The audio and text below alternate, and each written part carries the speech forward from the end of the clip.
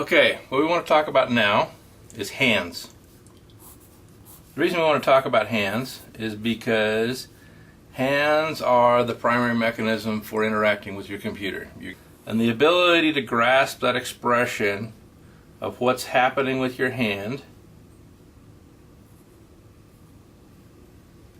is going to be important. So we're going to talk about relatively simple ways to deal with hands. Because what we want, again, is we want to communicate what's really going on. We're not interested in being artists. So, we want to be able to point. We want to be able to grab things. And related to that is hold on to things. And then we also need to be able to describe movement. So we want to be able to express movement, again, so we can tell our story. So, let's start here. We'll bring out the 1H. As you're looking at your hand, this line right here is important. This line right here is important. That's where almost all the expression of what you're going to do. So if I want to pinch and open things up, that's all described in this arc. If I want to point, this is long, this arc is short. If I want to pinch, this is round. Almost all the expression of your hand lies in this here. Once you get this, then you have two other lines. You have this line that takes your index finger back to your wrist, and this line that takes your thumb back to your wrist. Okay, you get those two, you've got almost everything. Now, if I've got my hand flat, there'll be fingers. But notice I don't actually see much about my fingers. They don't actually matter much to what I'm doing with where I'm pointing. It might matter if I wanted to show somebody with their hand spread out and then a fist. That might be an expression we want. But unless that happens, I don't actually care what these guys do. These guys over here are just spectators. We have a screen, we have an object, and I want the user to point at that object. So here is, look at my fingers at points. Here is that curve. Okay? And then I've got this curve that goes back down to my wrist. And I've got my thumb. Now I've actually drawn that a little too far away from the screen, so what it makes it do is it made his finger look really long and odd. So let's get that in a little closer here.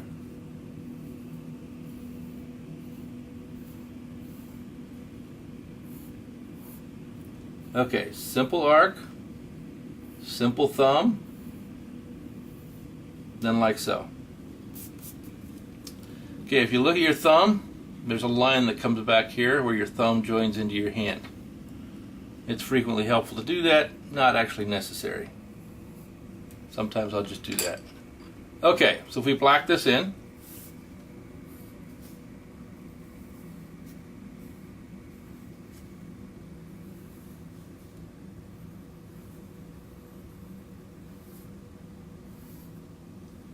if you want, you can put a fingernail on him. I frequently don't. Okay, so what we've got here is this is not an artistic hand. It's kind of a goofy looking hand. We don't care. Because what we really care about is this finger is pointing at that object right there. In fact, if we really want to accentuate that, we touched. Okay, let's do one on a tablet device. So again, I want to sketch it in. Here's a tablet. Here is my thumb finger arc.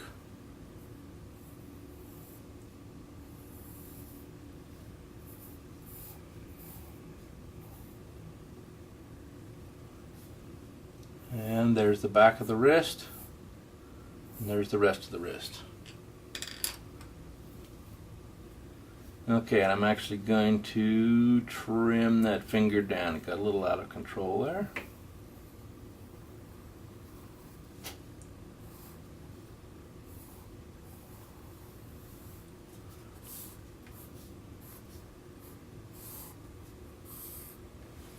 Okay, we got a hand on a touch table.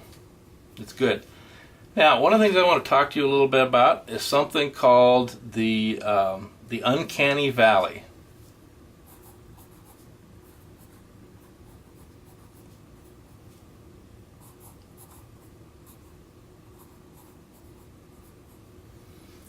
Okay? The uncanny valley says it's a graph. If we look at this way, which is, does this look good? And is this realistic?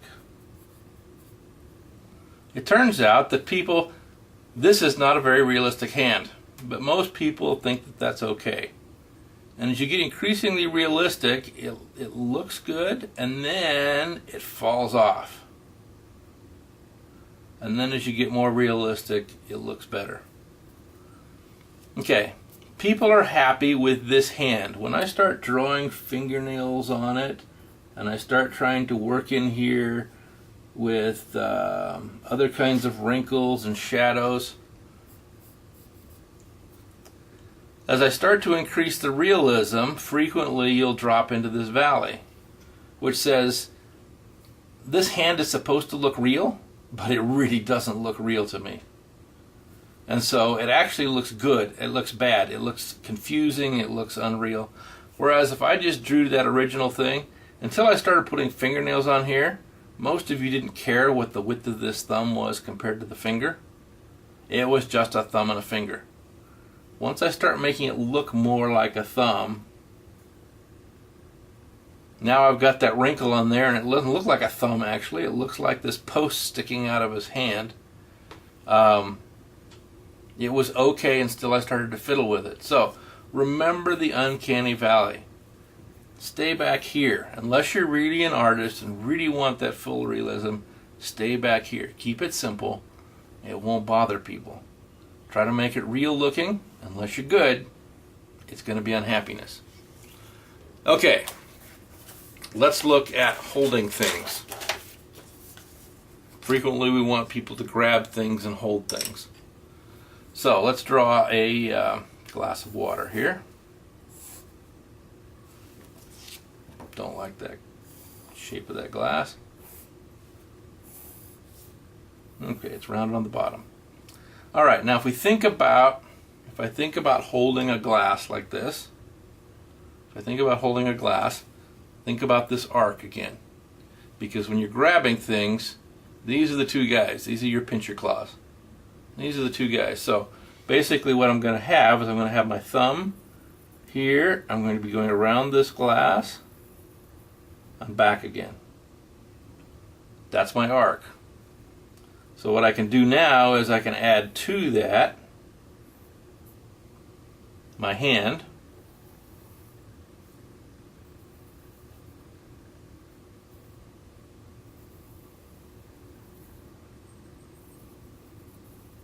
And now this time the fingers coming around actually make a difference, and I want a palm on my hand.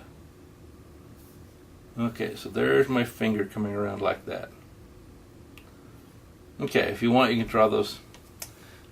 Again, the trick when doing this kind of stuff is you take your 2H and you draw it as if everything was transparent, because it just makes it easier to get it right. Notice again he's only got 3 fingers instead of 4.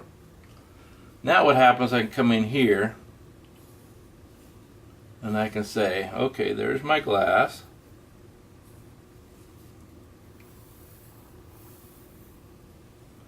And there's, I want to make him a little bit fatter hand. He just seemed a little wrong there.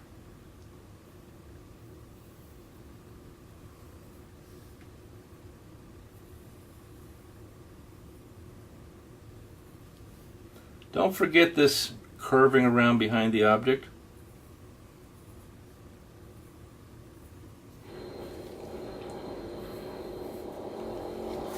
I know what's going on. Let's try another one. Let's try a pencil. So first I draw my object. There's a pencil. Make it sharp. Okay, quick sketch of a pencil. Now look at where my arc is. Finger and thumb are right together, right about here. Okay, and that arc is coming around, and it's coming around and actually couching that pencil. See it? The arc's going right around and it's couching that pencil. Now what I can do is I can come back and I can draw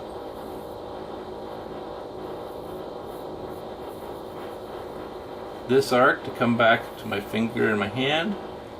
I can draw. Now, look at that hand.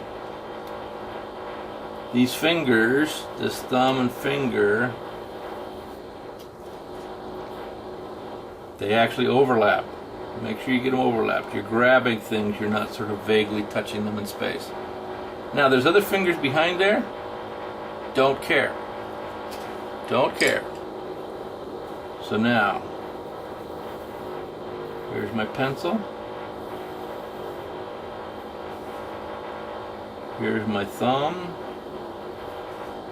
which I'm going to make a little fatter.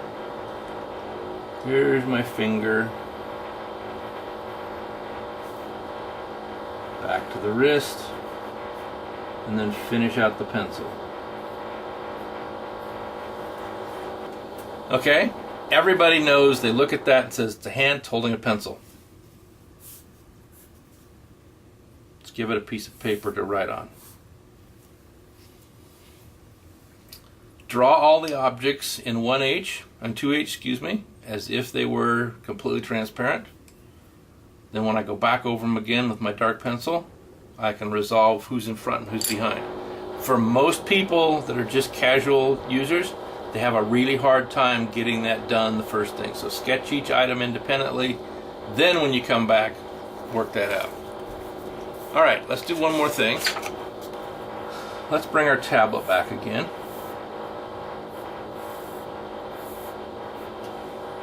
And I want my pointing finger.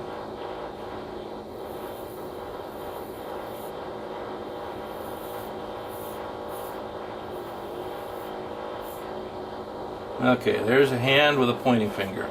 Pretty simple. What I want to tell you about, though, is this hand is going to drag something this way. So what I'm going to do is I'm going to draw an arrow. And this is a technique from storyboards. People that do animation, people that do movie development. I want to show movement. And what we do for that is we actually break this up.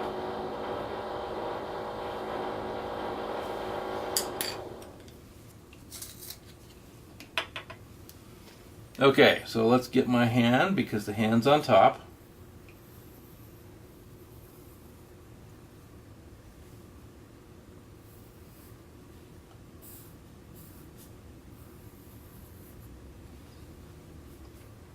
Okay, the other thing to remember is we're interested in quick, not in visually accurate.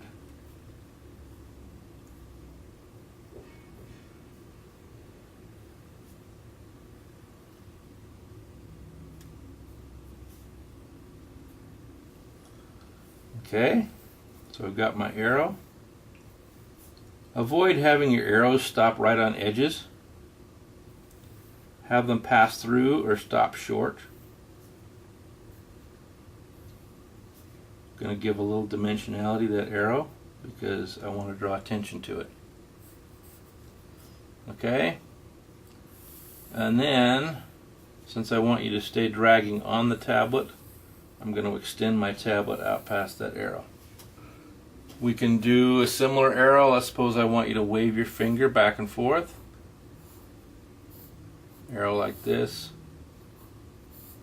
point on both ends, chop it up,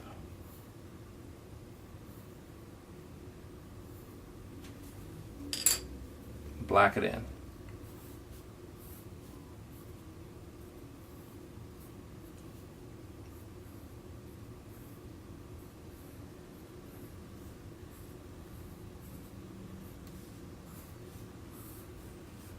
Give it some dimension.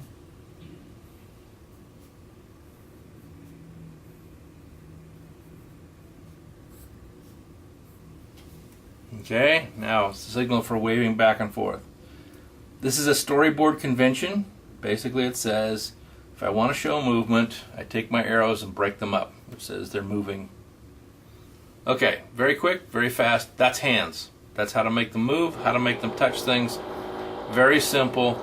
Practice a simple pointing hand, a pinching hand, a grabbing hand. You don't need very many. That's what we do. Forefinger, thumb, they're the key to everything. These guys almost always are spectators. Have a good time.